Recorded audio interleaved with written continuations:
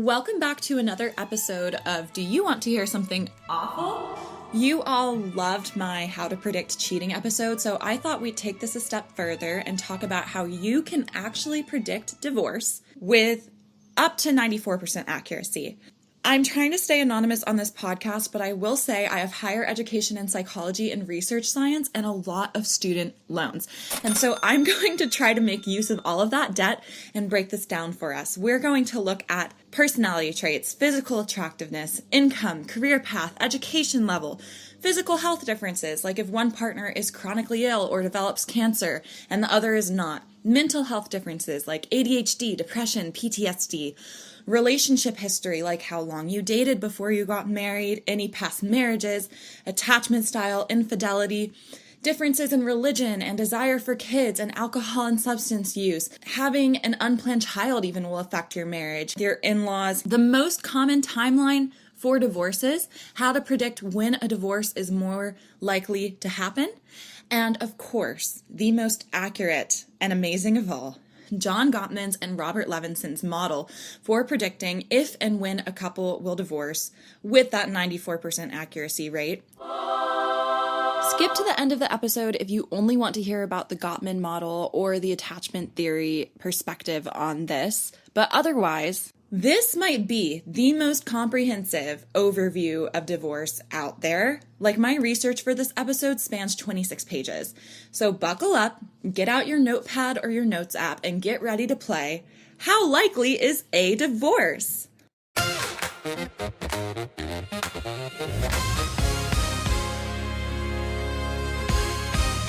Let's start with personality traits. When psychologists look at how these personality traits correlate with divorce, they use a statistical tool called a hazard ratio. So in longitudinal studies, which is a fancy way to say we collected data over a long period of time, a hazard ratio tells us how a specific trait will multiply or reduce the baseline risk of a factor, in this case, divorce. A hazard ratio of 1 means that there's no impact. If the hazard ratio is less than 1, it reduces the risk, and if it's greater than 1, it increases the risk. With that information, let's dive into this meta-analysis published in Perspectives on Psychological Science that looked at the big 5 personality traits and their impact on divorce risk. The big 5 personality traits that we look at in psychology are neuroticism, conscientiousness, agreeableness, extraversion, and openness to experience. I'm going to go through each one and explain what they look like and the hazard ratio when we're looking at divorce. So neuroticism is emotional instability. It's the tendency to experience negative emotions, anger, high reactivity to stress, anxiety. Highly neurotic individuals possess a strong negative bias. They are the cup is half empty sort of person. And so any sort of benign or neutral partner actions are typically going to be automatically interpreted through a negative lens. High neuroticism has a hazard ratio of 1.22 and elevates your baseline risk of divorce by 22% if one of the partners has a score that's high in neuroticism. Conscientiousness, on the other hand, is the degree of self-discipline, organization, reliability, goal orientation, impulse control, emotional regulation, self-awareness. There's a hazard ratio of 0.83 here. So that means that it reduces the risk of divorce by 17%. And it is one of the most protective traits in the entire model because these partners can avoid impulsive aggression. They can regulate their own emotions. Agreeableness, you would see this in your partner through cooperativeness, empathy, trust, kindness, pro-social behavior, which is a fancy way to say doing things for the benefit of others without expecting anything in return. This also has a hazard ratio of 0.88, which means that it is protective, and it reduces your baseline risk of divorce by 12%. Extraversion is the degree to which a person is outgoing, assertive, socially active, and draws energy from external stimulation. So very outgoing, energetic. And this shows a minor elevated risk. The hazard ratio is only 1.06. They face higher statistical exposure to alternative partners. As we discussed in our cheating episode, this predisposes people to infidelity. It also predisposes them to being impacted by other people's opinion of their relationships. Now, the last one is openness to experience, is creativity, intellectual curiosity, a preference for novelty and variety over strict routine. So doing spontaneous activities, wanting to try new things together. So it does not alter the baseline risk of divorce, but if there's a mismatch, if one partner is in a high tier of openness and the other is more traditional, this tanks marital satisfaction and drives up the likelihood of a divorce. Physical attractiveness is way more impactful on divorce than you would expect. So in 2017, Dr. Christine McCallums published a series of 4 studies where they objectively had researchers go through a high school yearbook and rate the attractiveness of 238 men. Then they used public records to track these men's relationship data over the next 30 years. And the data revealed that higher rated facial attractiveness in the yearbook directly predicted significantly shorter marriage durations and a higher baseline of likelihood of divorce. Now, to verify that this wasn't just something happening at a couple high schools, they did this for 130 high-profile Hollywood actors, actresses, celebrities, and they also rated that physical attractiveness on a 1 to 10 scale using public images. And the results actually perfectly mirrored the yearbook study. The higher the physical beauty was rated, the shorter the marriage and the higher probability of divorce. They got pretty accurate data that shows that physical attractiveness plays a huge role in how long you will be in a marriage. And again, go back to the cheating episode. We talk more about how this plays into infidelity, trading up as far as mates go from an evolutionary psychology perspective. Lots more in that episode. I won't get too much into it here. McCallums and her team looked at why this was happening, because this obviously wasn't something random. They found in healthy, stable relationships, normal-looking individuals have a protective bias known as the derogation of attractive alternatives. So when a person is in a committed relationship and they have a normal appearance, their brain subconsciously downplays the attractiveness of other outsiders that are single and good looking in order to protect their current marriage, their current partnership. But highly attractive individuals completely lack this bias. So normal looking individuals were not looking outside of their relationship for alternative options, but highly attractive individuals were looking outside their relationship for better options.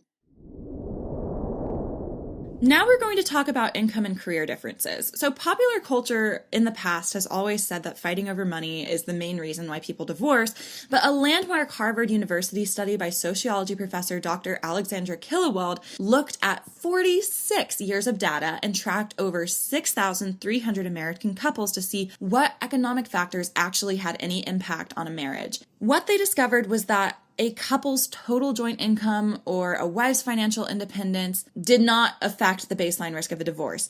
But the ultimate economic variable was actually the husband's full-time employment status. Husbands who are employed full-time face a 2.5% chance of divorce. For husbands who are involuntarily unemployed or working less than full-time makes marriage 32% more likely to break up. Now, while the wife having a job doesn't hurt a marriage, there is a shift that occurs when she out-earns her husband. So according to the Pew Research Center, women are actually now the primary earners in 40% of U.S. households. Marriages where a female out-earns her male partner face a 50% higher baseline rate of divorce than traditional setups. So some would argue that this data points to the fact that people should stay in a traditional marriage structure.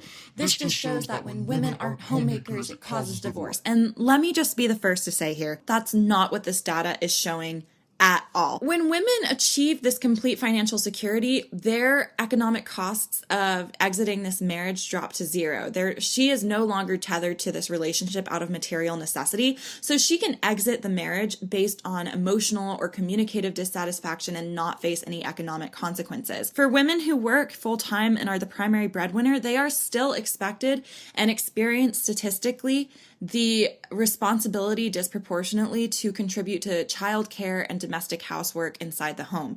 They carry the highest financial stress and the highest domestic labor load according to data tracked by the Pew Research Center, and this creates relational resentment, which drives up the likelihood of an earlier exit. This data does not point to income as much as it does disagreements in a relationship about the role of a woman versus the role of a man. If the gender expectations are not aligned between the two partners, that's going to cause a lot of resentment. So you're probably wondering how the careers, therefore, would predict divorce. Healthcare is probably the most interesting industry in this data set because it represents both the highest and lowest ends of the divorce spectrum. The lowest divorce rate belongs to physicians and surgeons that sit at 20%. Physical therapists sit at 19%, and pharmacists sit at 20%. Administrative, support staff, medical assistants, these have the highest overall divorce category rate in the nation. So nurses have a 47.1% divorce rate. Psychiatric aides hit 47.2% divorce rate, and ambulance drivers, patient transport, 47.3% divorce rate. Now, business and finance sits comfortably below the national average when it comes to marital breakdown, actually. So actuaries actually have the lowest divorce rate of any profession in America at 14.2%. They are very careful about weighing the risk and benefits of staying in their relationship versus leaving their relationship. But hospitality, shift labor, and transit, these occupations push past a 45 to 50% divorce rate. Flight attendants have a 50.5% divorce rate. Bus drivers sit right alongside them at 47.8% divorce rate. Factory roles, shift and production labor, this is about the same, 50%. Bartenders, 52%. Gaming managers, 52% as well. How does education affect divorce rate? These numbers come from the Pew Research Center, the National Center for Health Statistics. They have discovered that education does have an impact on lifetime divorce probability. A college-educated woman who marries for the first time has a 78% probability of her marriage lasting 20 years. For college-educated men, the survival probability sits at 65%. College education is a ginormous protective factor here. Now, a woman with a high school diploma or less, her probability of her first marriage reaching the 20-year mark plummets to 40%. That is over a 30% difference. That's a 30% drop. And for men with a high school diploma or less, it drops to 50%. Only 25% of Americans with a bachelor degree or higher have ever gone through a divorce. But for individuals with a high school degree or less, the divorce rate increases to 37%. Interestingly enough, those who have some college and never actually finished their education, the divorce rate is highest of all at 41%. The reason why this happens is not necessarily because of the education itself. There's also a theory that this is because the college-educated individuals were so busy investing in their education that they were less likely to marry early. Waiting until you're over the age of 25 means you're 50% less likely to get divorced than someone who marries at age 20.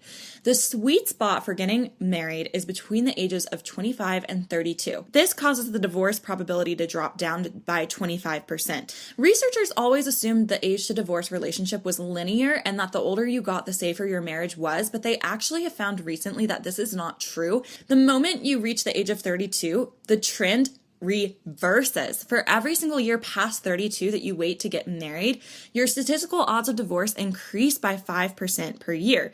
This is because individuals who marry later in their 30s statistically have a higher count of sexual partners and romantic exes prior to marriage. They're far more likely to have established lifestyles or expectations of a partner that are still left over from previous relationships. 36% of all divorces in the United States now involve adults aged 50 and older. Adults from the last generation have often waited to get divorced until their kids graduate or move out. The divorce rate for adults aged 50 plus has doubled, and for adults aged 65 and older, the divorce rate has tripled. So between 25 and 29 years are where these divorces will happen. Let's look at health differences. I don't feel like this is talked about enough in relationships, and I feel like people gloss over how much of an impact it has on the labor, financial strain, and emotional bandwidth of a home. I want to preface this section that I fully believe that in a healthy partnership, this should not cause an issue, but unfortunately, many people don't have important conversations about how physical and mental illness affect their marriage, and a lot of times, if you're lacking in those personality traits like agreeableness and conscientiousness, It's very hard for partners to have the empathy to understand where their partner is coming from and what they're going through. And you'll see also an interesting gendered split here that has to do with historical expectations of women as caretakers. So let's start with physical illness. This causes a structural shock to a marriage because it transforms romantic partners into caregivers. There was a landmark study published in the Journal of Clinical Oncology that tracked couples facing life-altering diagnoses like cancer or multiple sclerosis. And they found when the wife is the partner who receives the serious medical diagnosis, the divorce rate increases to 20.8%. But when the husband is the partner who receives the same medical diagnosis, the divorce rate stays at 2.9%. Women have been socialized to be caretakers, men have not. And that contributes to the reason why this domestic dynamic shift can be so destructive to relationships when the wife is the partner that is sick, because men were not socialized to be caregivers. Adult and child ADHD in marriage also plays a huge role. And so does mental illness, and we'll get to that later. But let's start with ADHD. When adult ADHD is present and untreated in a marriage, individuals are twice as likely to get divorced. Studies mapping out marital satisfaction show that 60% of marriages where one spouse has untreated adult ADHD report chronic severe relationship distress and high marital maladjustment.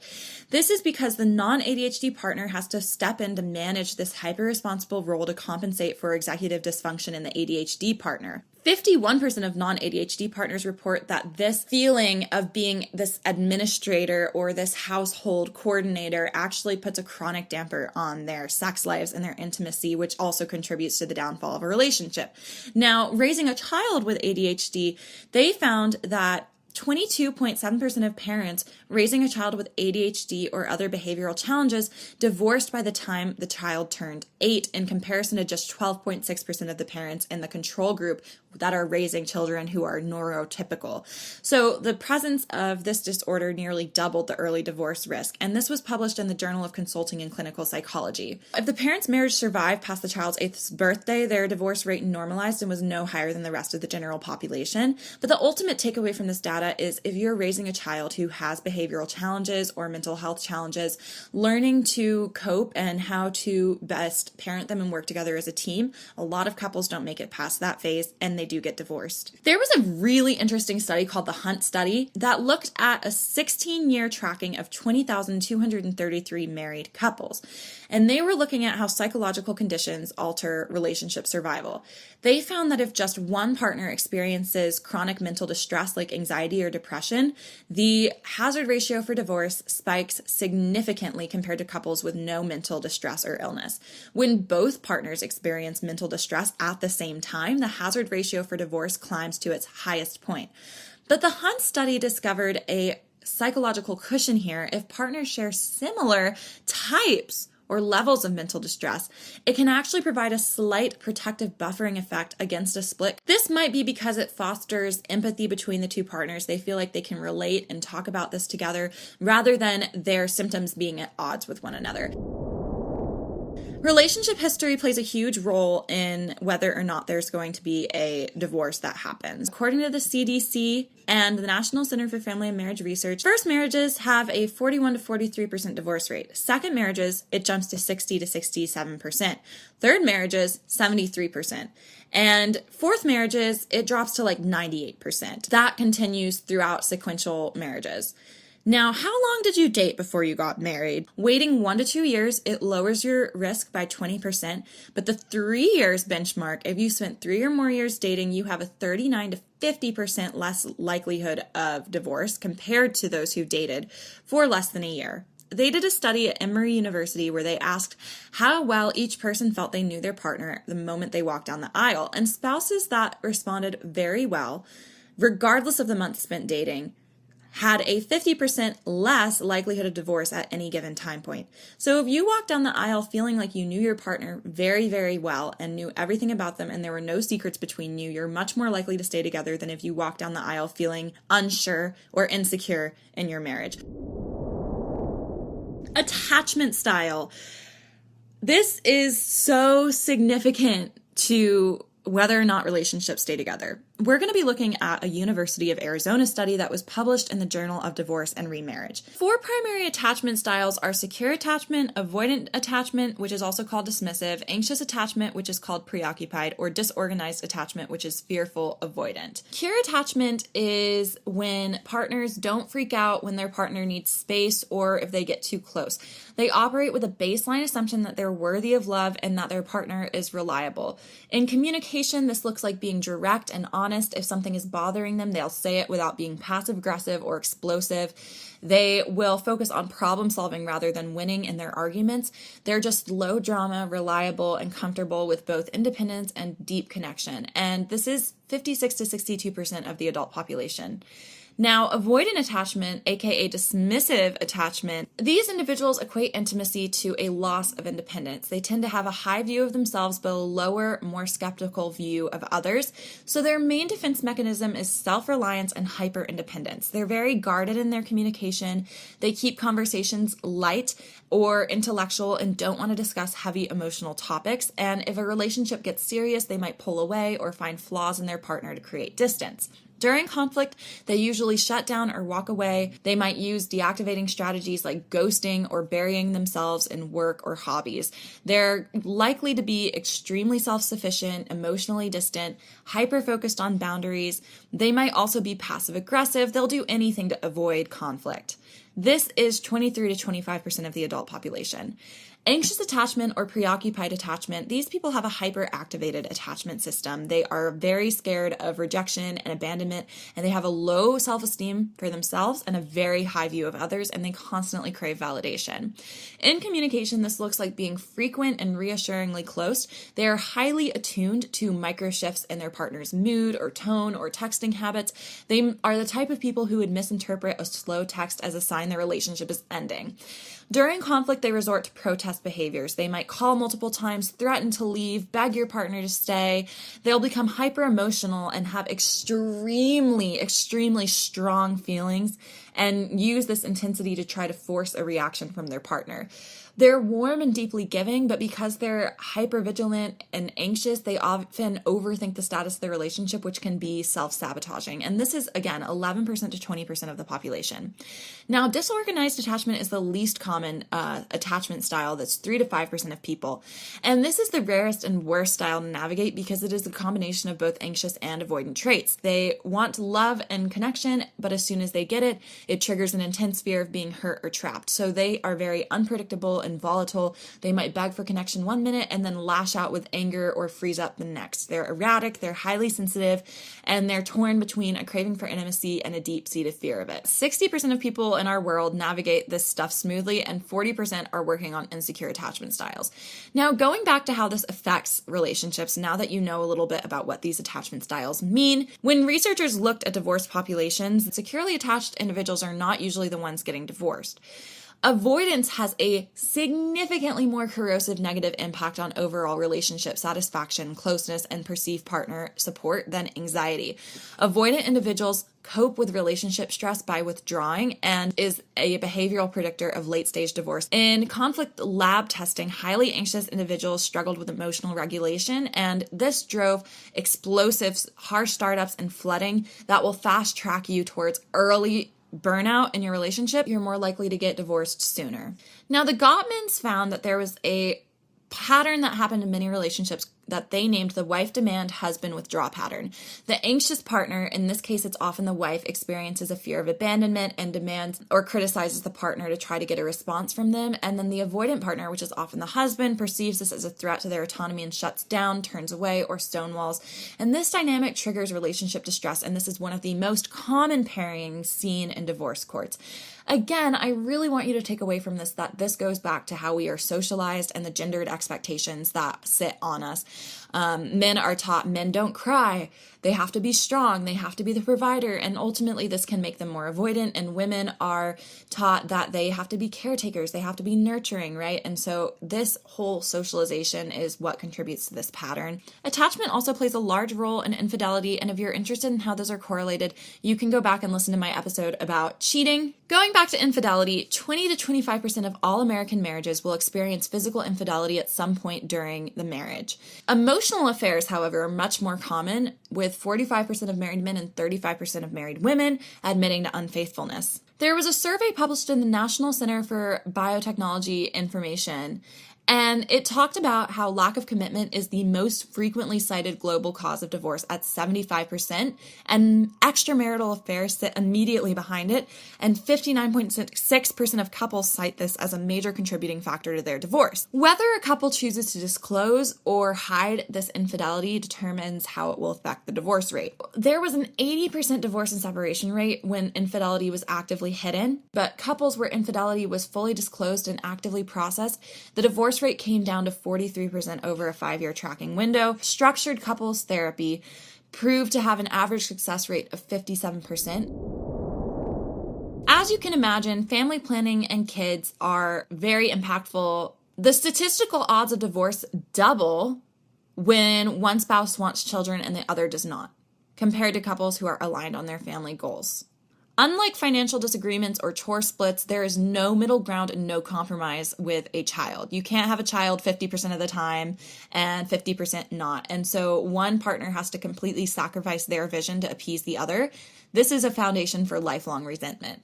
Marriages are most likely to break down within the 4th and 8th years. Demographers note that this is actually perfectly overlapping the statistical windows where couples are either experiencing conflict over trying to conceive or adjusting to the shock of life with a newborn. The data reveals that if a child is born but was explicitly unintended or unwanted by the father, the statistical risk of divorce spikes significantly regardless of how joyful or supportive the mother feels. And this is a very common pattern in what causes a divorce. Religious differences are really an interesting thing to consider when you're looking at divorce rates. Religiously mixed marriages are 3 times more likely to have a divorce than couples who share the same faith. That means that sharing religious background acts as a stabilizing baseline no matter what religion it is. Interfaith couples can navigate their differences smoothly during dating, but research by sociologist Naomi Shafer shows that when their first child is born, it acts as a catalyst where couples start to argue over holidays, religious education, core moral teachings, what religion they want their child to be, and this often pushes marriages way over the edge. When one partner is hoping the other partner will convert, these pairings face a 61% lifetime divorce rate. The behavioral pressure from the partner who wants to impose their moral beliefs and lifestyle constraints on a partner after they already got married to them triggers a chronic negative affect and stonewalling. And as we spoke about earlier, always seeing your partner and being more likely to interpret their behavior in a negative light is very dooming for a relationship. Substance use, and this kind of goes along with religious beliefs and core values. The University at Buffalo Research Institute on Addictions tracked 634 couples from their weddings through their 9th anniversary. They found that if one partner drinks heavily and the other does not, it increases the divorce rate by 50% by year 9. But if both partners drink heavily, their divorce rate drops to 30%, which is the same divorce rate found among couples where neither partner drinks heavily. So the takeaway here is having the similar value around substances is a huge predictor of divorce. It doesn't matter whether that is drinking or not drinking, using or not using, it's the belief that you have in common that's the predictor of the divorce. This contributes to the 4 horsemen we're going to talk about later, the criticism and contempt in the marriage that comes from judging your partner when it comes to religion or substance use. Popular culture will always joke about the evil mother-in-law, but long-term statistical tracking shows that how you bond with your spouse's parents has a gender-divided impact on whether your marriage survives. These numbers that I'm about to talk about come from the Early Years of Marriage Project, which was a multi-decade longitudinal study led by Dr. Terry Orbuch at the University of Michigan and funded by the National Institutes of Health. Orbuch tracked 373 couples from their very first year of marriage for over 26 years to see how early family ties predict long-term marital success. When a husband reports having a close emotional relationship with his wife's parents, the overall risk of divorce drops by 20%. And so when the husband takes time to bond with his wife's parents, it sends this affirmation to the wife that says, your family is important to me because you are important to me. When a wife is really close with her husband's parents and they're having issues in their marriage, this increases the divorce rate by 20%. This is because of boundary confusion for women, according to Orbuch, Women who attempt to get close to their in-laws early on find themselves in a double bind. Because they're traditionally socialized to manage domestic and caregiving dynamics, a wife is far more likely to interpret an in-law's advice, questions, or frequent drop-ins or check-ins about how the marriage is going as overbearing criticism or meddling in her capabilities as a wife and parent, which breeds long-term resentment and eventually flows back into the marriage as conflict. There was a follow-up study using this data set by Dr. Melissa Fiore, and this study revealed an even more accurate statistical predictor here. They found that a couple's actual reported closeness with their in-laws didn't predict divorce nearly as well as whether the husband and wife agreed on closeness. If a husband thinks he's doing great and feels close to his wife's family, but the wife feels he is not, the risk of divorce increases drastically. Couples who have a shared reality and are on the same page about how good, bad, or problematic their in-law boundaries are, this acts as a protective shield against the split. We have made it to the part in the podcast where we are going to talk about the most accurate gold standard predictor of divorce. And this is the Gottman model. They were able to make a model that predicted divorce with over 93% accuracy over a 14-year stretch. Now, their data points to two distinct crisis windows in a marriage's lifespan. The first window is the first 7 years, where half of all divorces happen, and the second is midlife, specifically when their first child hits 14, which is statistically the lowest point for marital satisfaction. They were able to figure out when a marriage will most likely end based on the emotional regulation style of the couple. The marriages where they were likely to divorce at 7 years had something called an unregulated volatile affect. High levels of unregulated volatility do not predict if you will split, but rather fast track the relationship toward an early divorce, which hits within the first 5 to 7 years. These couples experience a total loss of the magic ratio. This magic ratio is that for every one negative moment during a fight, you need 5 positive moments in your relationship to offset it and maintain a healthy, loving, stable relationship with your partner. Couples who are in unregulated volatile pairings have 0.8 positive interactions for every 1 negative interaction. So you could say that they're in relationship debt. Also, during conflict, their heart rates routinely spike past 100 beats per minute and even up to 165 beats per minute, which floods their systems with adrenaline and hijacks their rational brain. So at that point, they're not even having grounded, accurate, real conversations. They're just tossing emotions and feelings back and forth, running off of adrenaline and fight or flight instincts. Your partner starts to seem like a threat to you. This is where they were able to watch the first 3 minutes of a 15-minute argument and predict the outcome 96% of the time simply because their conversations will start with a harsh, accusatory startup. What does this look like in a relationship? If your marriage is high conflict, explosive, screaming matches, simple conversations about like who forgot to lock the front door turn into a huge screaming match. A partner will storm into the room throwing character attacks, criticism, showing disgust at you, accusing you, and the other partner lashes out with defensive counter complaints. The marriage is going to collapse way earlier in the timeline. These are the couples we see divorce at the 7-year mark. Neutral affective style. This is the silent killer of relationships. You will be married for a very long time, typically for 14 years or more, before an inevitable late stage split. Now, how do we know that this is going to happen? It is neutral affective style. These couples don't score heavily on negative interactions. They don't have any positive interactions. Flat, emotionless, no smiles, no shared jokes, no nods of understanding, no nothing. They're just neutral about their relationship. They actively ignore each other's bids for connection. So there's this popular series online called Emily's School of Women. And one of her videos that went viral was her explaining that the best way for men to impress women they were dating is for example, if the woman points out the window and says, "There's a bird," that the man should say, "Oh, there is a bird." And that is a very powerful thing. And she's right. According to the research, this is called a bid for connection. And anytime a partner makes a bid for connection and it is ignored or not responded to, this contributes to the ultimate downfall of the relationship. And for people who divorce around the 14-year mark, they only get a response 2 out of 3 attempts. 80% of these couples, they don't have screaming matches. They don't cite fighting as the cause. They just blame a gradual growing apart, loneliness, and an absolute loss of closeness. When one partner is excited to share something, the other meets them with disinterest and they live as roommates. And these are the marriages that completely deteriorate and end up divorcing later in the marriage.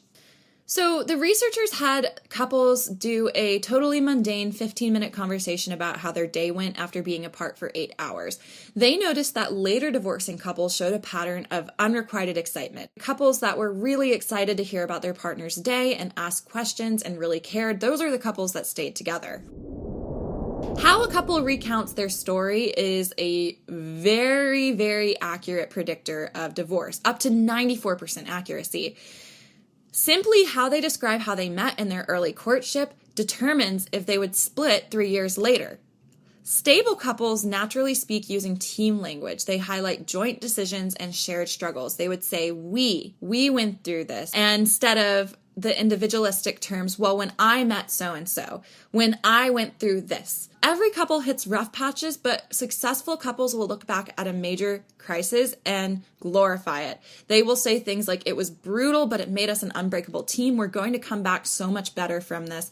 We did come back better from this. We improved, and it made us stronger. But divorcing couples view their hardships through a lens of chaos. They feel out of control. They perceive life as a passive, miserable endurance test, and they don't feel like hardship brought them closer with their partner.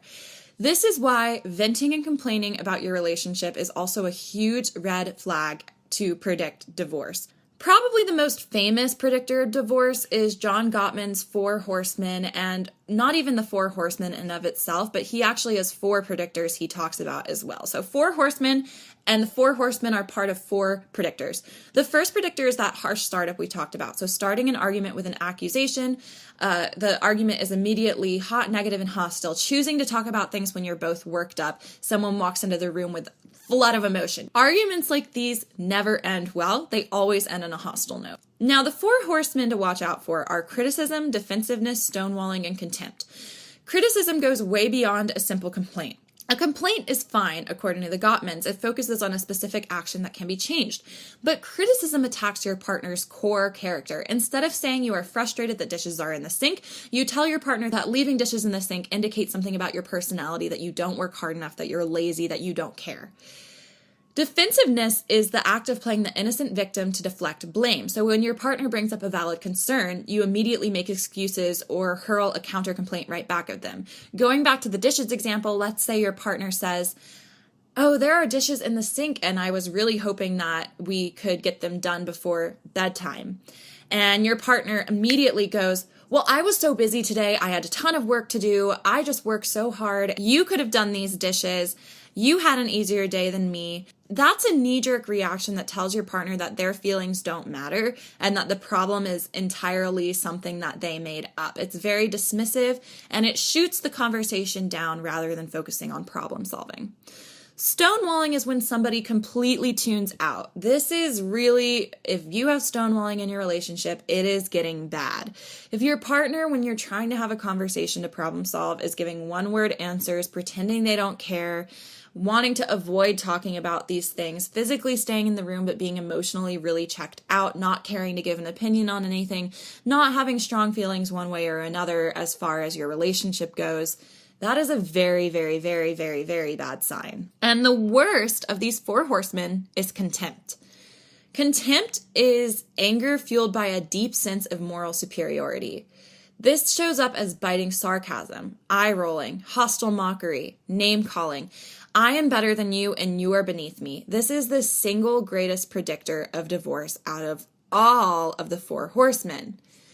Contempt is anger mixed with disgust, and it is virtually impossible to resolve a marital conflict when one partner actively feels disgusted by the other, according to Dr. John Gottman.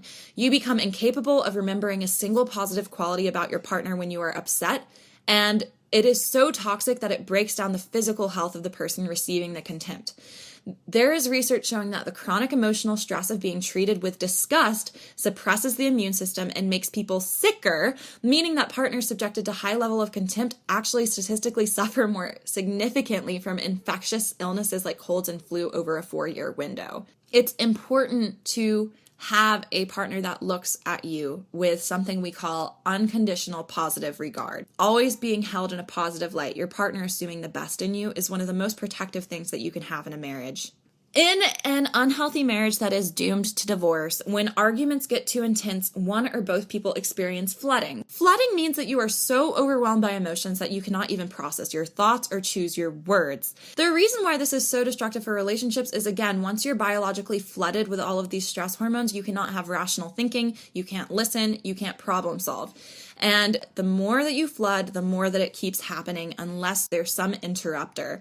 And lastly is the way the couple recounts history. But couples headed for divorce start remembering the past through a dark lens, and they can't recall any positive memories they have with their partner. Maybe one or two, but most of them start to feel really negative. You'll hear people say things like they regret getting married, they wish they had known when they got married things they knew now, they can't believe that they enjoyed their marriage ever because when they look back, it was all wrong from the very beginning. And they should have known at that time that this was going to happen now. That's a huge red flag. You are headed for divorce if that is anything on your mind or your partner's mind. So I want to end this with predictors of staying together. What makes a successful couple? Marriage is not something that happens to you. Marriage is a commitment between two people actively connecting and working as a team. This boils down to three main components that make a successful marriage. The first one is radical team alignment. There's going to be stress in every marriage. There's going to be conflict in every marriage. In fact, the Gottmans found that every marriage has irreconcilable differences. But staying together requires moving out of an individualistic mindset and figuring out what works for you as a team. You have to choose to glorify the struggle. When there's an external shock like an unexpected medical diagnosis or a financial struggle, successful couples will translate that trauma into a team win. They will work together to overcome this challenge and build a shared reality. It is fine to have complex, messy boundaries with the outside world, but you and your partner have to be on the same page about what those boundaries look like. If you and your partner have different expectations and different boundaries and are facing these outside problems, then it's going to tear your marriage apart. If you're united and work as a team and have the same game plan, that is what makes a successful couple. You have to continue to keep your emotional and physical focus entirely inside your home. A lot of this has to do with mindfulness, staying present in moments with your partner, gratitude, reminding yourself of things you love about your partner, things you're grateful for with your partner. Talking about expectations when it comes to in-laws, when it comes to children, when it comes to substance use. These conversations are so important, and protecting a marriage means setting up these boundaries and respecting them. The third is high emotional engagement. You have to fight off the neutral affect and the unregulated volatile affect. During a conflict, you have to monitor your self-regulation and keep the magic ratio alive. Couples who do fun things together, who joke, who have shared hobbies, these are all positive things that pour into the relationship to keep that ratio at least 5-1. Creating moments for joy and fun, no matter whether there's children involved or there's financial stress, this is what makes the difference between couples who come out of life conflicts unscathed and those who ultimately fall apart. You have to look for your partner's daily bids for connection. Just like Emily's School of Women says, if your partner points out a cute bird, simply say, "You're right, that is a cute bird." If your partner says that they really are excited about something with their hobby, like a plant they purchased or a video game, say, "Wow, that is really cool." Even a tiny comment goes a long, long way. You have to intentionally choose to turn towards your partner rather than away from them, according to Dr. John Gottman. Emotional engagement looks like choosing to turn towards each other during times of stress or during conflict to, again, work as a team. No matter what brought you to this episode, whether you're evaluating the state of your own relationship or somebody else's relationship, or you're just curious, I hope that you found something from this podcast that is helpful for you to know and helps you make better decisions in your relationship, whether that's how long to date before you get married, how you interact with your in-laws, or even how you talk about certain issues with your partner. Maybe it even helps you go out in the dating world and know what kind of partner you're looking for. Empathy, kindness, and emotional engagement and simply turning towards your partner can make the biggest difference in whether or not a relationship survives. I hope you enjoyed this episode of Do You Want to Hear Something Awful? And let me know if you liked this episode and you want me to do more psychology-based episodes. I would love to use my tuition money to continue to put out this information to help other people. Please follow us. follow our podcast, rate us. If you can go and subscribe to our YouTube channel, that would be great. Just look up, do you want to hear something awful on YouTube? Whatever brought you to this episode, I hope it works out for you and that you're able to make the decision that is best for you. And I will see you next time.